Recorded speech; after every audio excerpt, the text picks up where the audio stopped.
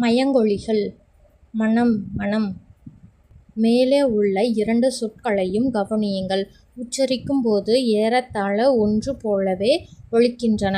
ஆனால் இரண்டிற்கும் இடையே பொருள் வேறுபாடு உண்டு.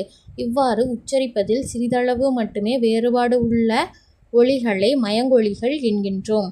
ந ந ந, ழ ழ ழ, ட்ர ட்ர ஆகிய 8ம் மயங்கொலி எழுத்துக்கள் ஆகும்.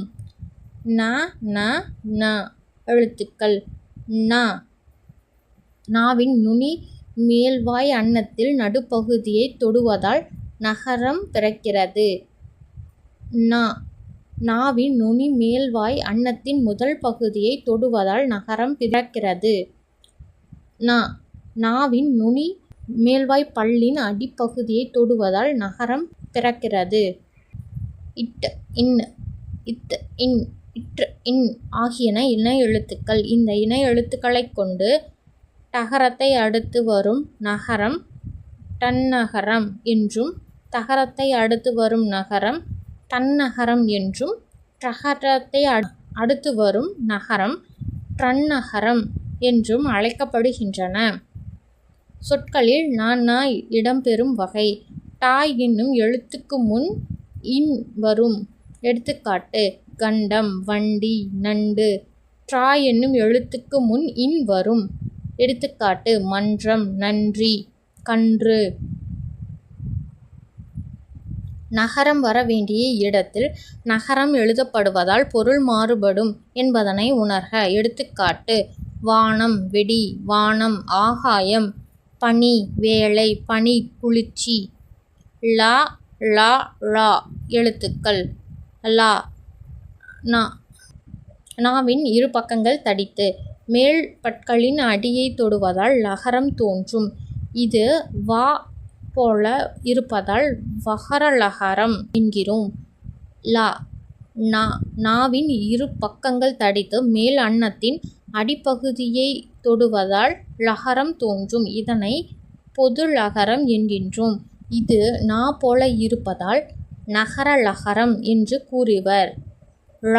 நாவின் நுனி மேல் நோக்கி வளைந்து வருடுவதால் லகரம் தோன்றும். லகரமும் லகரமும் ஒரே இடத்தில் ஒலிக்கப்படும். லகரம் தமிழுக்கே சிறப்பானது. எனவே இதனை சிறப்பு லகரம் என்று அழைக்கின்றோம். இது ம போல இருப்பதால் மகர லகரம் என்று கூறுவது இலக்கண மரபு. பொருள் வேறுபாடு உணர்க. விளை. பொருளின் மதிப்பு. விளை. உண்டாக்குதல். விளை, விரும்பு. இலை, செடியின் இலை. இலை, மெலிந்து போதல். இலை, நூல் இலை. ட்ர ட்ர எழுத்துக்கள். ர.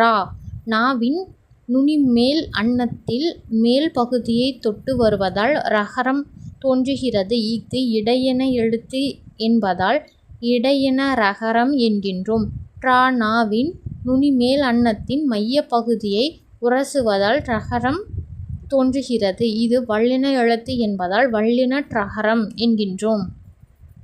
பொருள் வேறுபாடு உணர்க. ஏரி, நீர்நிலை. ஏரி, மேலே ஏரி. கூரை, வீட்டின் கூரை. கூரை, புடவை. சரியான விடையை தேர்ந்தெடுத்து எழுதுக. சிரம் என்பது தலை. இலைக்கு வேறு பெயர் தலை. வண்டி இழுப்பது காளை. கடலுக்கு வேறு பெயர் பறவை. பறவை வானில் பறந்தது. கதவை மெல்லத் திறந்தான். பூ மணம் வீசும். புலியின் கண் சிவந்து காணப்படும். குழந்தைகள் வந்து விளையாடினர்.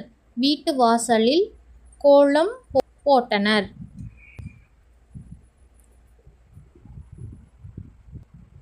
கலைச்சொல் அறிவோம்.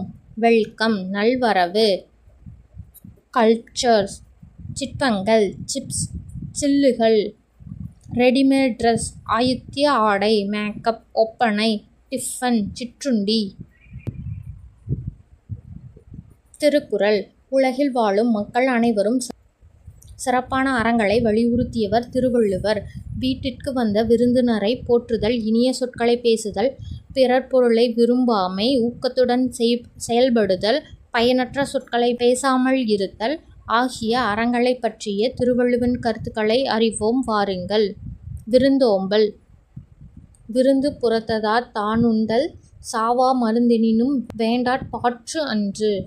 அமிழ்துமே ஆனாலும் விருந்தினர் இருக்கும்போது தான் மட்டும் உண்பது விரும்பத்தக்கது அன்று. மோப்பக் குழையும் அனிச்சம் முகந்திரிந்து நோக்கக் குழையும் விருந்து. மோந்து பார்த்தால் அனிச்ச மலர் வாடிவிடும் நம் முகம் மாறினாலே விருந்தினர் உள்ளம் வாடிவிடும்.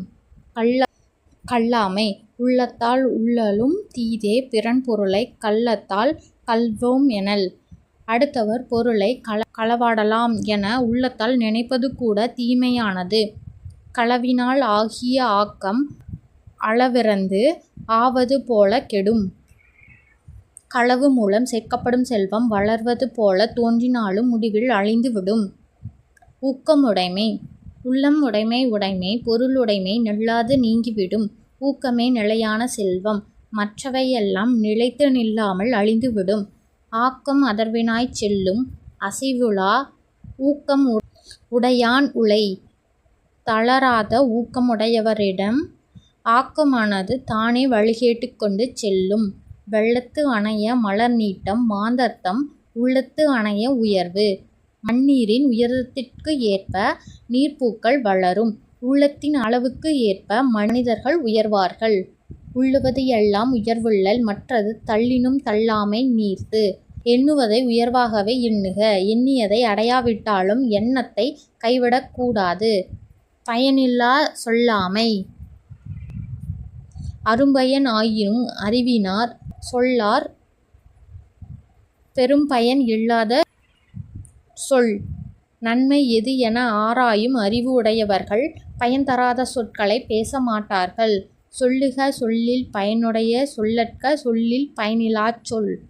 பயனுடைய சொற்களை மட்டுமே பேசுக. பயன் இல்லாத சொற்களை பேசாமல் விட்டுவிடுக. சரியான விடையை தேர்ந்தெடுத்து எழுதுக. விருந்தினரின் முகம் எப்பொழுது வாடும்? நம் முகம் மாறினால். நிலையான செல்வம் ஊக்கம். ஆராயும் அறிவு உடையவர்கள் டேஸ் சொற்களை பேச மாட்டார்கள். பயன் தராத. பொருளுடைமை என்னும் சொல்லை பிரித்து எழுதக் கிடைப்பது பொருள் கூட்டல் உடைமை. உள்ளுவது கூட்டல் எல்லாம் என்பதனை சேர்த்து எழுதக் கிடைக்கும் சொல் உள்ளுவது எல்லாம். பயன் கூட்டல் இலா என்பதனை சேர்த்து எழுதக் கிடைக்கும் சொல் பயனில்லா.